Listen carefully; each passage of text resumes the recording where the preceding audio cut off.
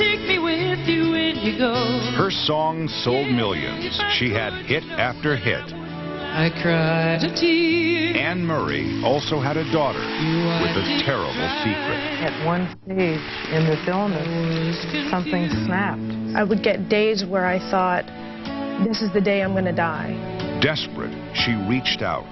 If you say thank God, it's thank God for what? She came to me. How a famous mother helped a daughter recover. How that daughter found her own voice. Jane Pauley with Anne Murray and a mother-daughter duet. Dateline with Jane Pauley and Stone Phillips, plus Tom Brokaw, Katie Couric, and Maria Shriver.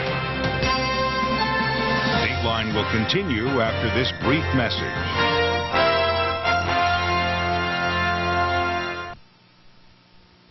A generation ago, it might have been a joke. Name 3 Canadian pop music divas. Today, you'd need both hands to name them all. Shania Twain, Celine Dion, Alanis Morissette, Katie Lang, Sarah McLachlan, and on and on. Some of them not even born when a song called Snowbird carried the first female Canadian recording artist to a gold record in North America. Anne Murray has deserved the sterling reputation she's enjoyed, but that didn't make a family crisis any easier. In fact, it was even part of the problem.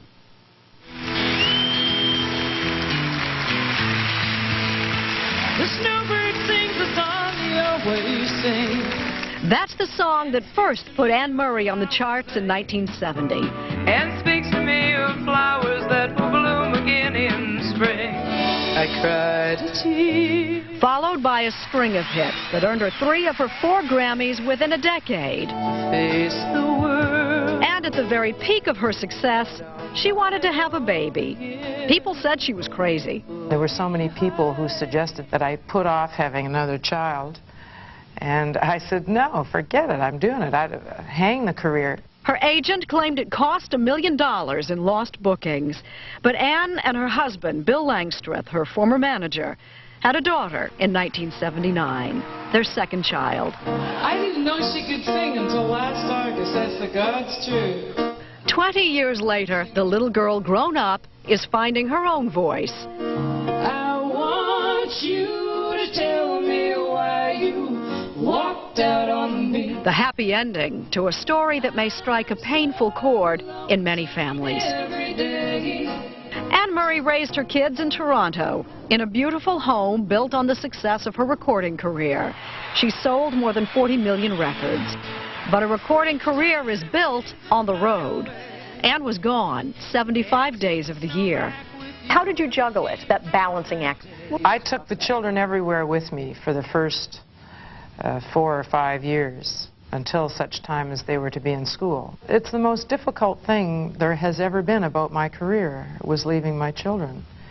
I hated doing that. I felt guilty every time I did. On the other hand, this was my job. If those years were hard on Anne, they were much harder on Dawn. She felt abandoned. Now I'm putting words in your mouth, but I think in many... No, I did. She felt, You're absolutely right. She felt abandoned, and she didn't know how to express that. In the beginning, she used to cry a lot when I left, and it broke my heart.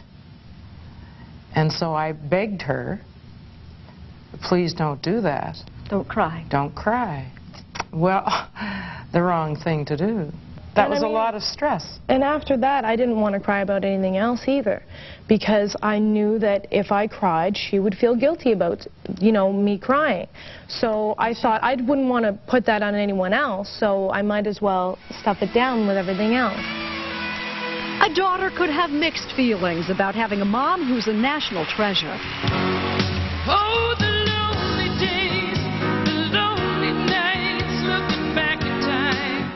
Anne Murray still draws a loyal following wherever she goes, even after 30 years. Everybody loves her, and I thought, man, why can't I just get this together? You know, why can't I just be grateful for what I have and move on? But it wasn't like that. It's that I was blaming myself for all the things that were going wrong because nobody was talking about it. An unhappy girl who seemed to have so much to be happy about was quietly getting sick. In high school, an eating disorder was consuming her life. I would get up in the morning at about 6 o'clock. I would swim for 45 minutes, go to school, no breakfast, nothing like that. I would go to gym class. Then during lunch time, when everyone was eating, I would get up from the table and go walk around the school for as long as the lunch period was. Then I would come home and fall asleep on the couch because I was exhausted from the entire day. And then if they were eating dinner, then I would leave or go to a coffee shop or something. I mean, that was a normal day for me. Her mother may have noticed that Dawn wasn't eating, but she didn't know that it was anorexia nervosa.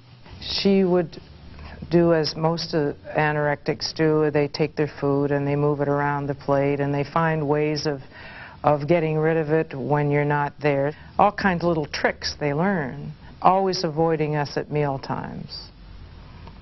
I just thought she was a teenager. Even a call from a worried teacher didn't get her full attention until finally, desperate, Dawn did. When I was really sick, I would get days where I thought, this is the day I'm going to die. I knew it, and I said, I have got to do something. And so I was having one of these down days where I couldn't handle anything, and I was like, Mom, help me, there's something wrong with me. Now, Anne leapt into action. She immediately found a specialist in Toronto and made an appointment. Dawn, just as quickly, changed her mind. She wasn't going. She was not going to see this woman. The very next day. Yes, and I said, you want to bet?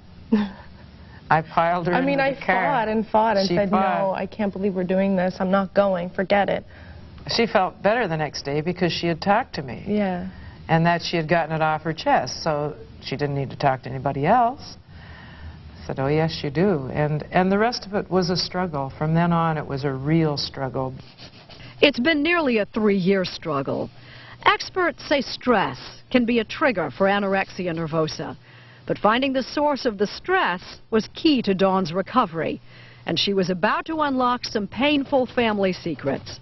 The turning point came when one day in family therapy, Dawn asked point blank, why did her parents stay together?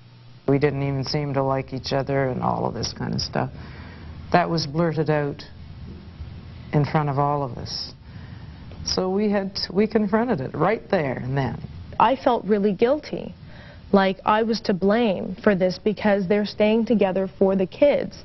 So, well, if I wasn't here, they would be happy. You know, that kind of thinking becomes what I was consumed with. And another thing came out that day. Nobody had spoken of her father's drinking problem before Dawn confronted him with it. And you're not the kind of person who wants to emote on camera. And no, this is you're torture. Canadian. This is torture so for me. So why are you doing it? Well, because you called and said you thought it was important. If this is important for me to do, I have to do it. And it is important because she knows things now that might help some other girl and her family. That it wasn't about how Dawn looked or even about what she ate or didn't eat. It had nothing to do with any of those things. It had to do with what she had buried, and that had to come out. I knew that the children knew. I was just, again, I was burying it too. Yeah. Well, we'll take care of this later. Everybody was miserable. I don't think you were a family where there was a lot of yelling and fighting. Not at all. But the problem was that there was nothing. There the was silence no was deafening. It was, yeah, exactly. That is the perfect metaphor for it. That's right. The silence was deafening. Anne Murray and Bill Langstroth, her husband of 24 years, separated within months of that therapy session, though she says they talk more now than ever. Is he in recovery now? Oh, yes. Oh, yeah. It's great, and 3 years, yes. He's doing really, really well. Roll over. Dawn's recovery has not been a straight line up. After a relapse, she voluntarily returned to a Florida clinic. While her progress now is obvious, the anorexia still lurks beneath the surface, as Anne discovered the day Dateline was visiting. And I started to draw, and this came out. These were pages from Dawn's sketchbook. It was my goal to look emaciated. Anne made an innocent remark. She didn't ever get to that stage either. After our crew left the house, Dawn let her have it. She said, "Don't you ever do that again in front of people." And I said, "What did I do?" She said, "Well, you invalidated my disease, my illness, because you said I never got that thin, and that's how thin I wanted to be. So not only have I failed at all kinds of other things, but I've failed at anorexia because I never got to that stage." It's so weird how that, it's almost a dual mindset, where I know logically that my mother is concerned and she would hate it if I got that way. But on the other hand, that was my goal. That was exactly where I wanted to be. Dawn explicitly wanted to tell us about the incident. She knows she didn't start to get better until after she finally found her voice. Blame it on the moon, blame it on your mom, blame it on the clothes you wear. And did she ever find her voice? You can say that life's not fair. We all have our cross to bear. Along with the demons Dawn exorcised, a talent has emerged that she had never allowed herself to fully explore. Made both of earth and heaven, and from grace we fall. She has all the goods.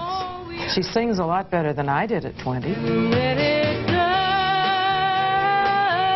When you look at your daughter, as beautiful as she is now, with a blossoming singing career of her own, if you say thank God, it's thank God for what? Well, it's thank God that something at one stage in this illness, something snapped in her, and she realized that she needed help. And she came to me. You gave me strength to stand alone again, to face the world out on my own again. Really, what we're doing is trying to encourage people to talk and get help. Not talking, keeping secrets is toxic. It is. Yes, it is. It's the worst thing you can do, is keep it to yourself. Wouldn't you say, Dawn? Yes, I would absolutely agree. You needed me. You needed me.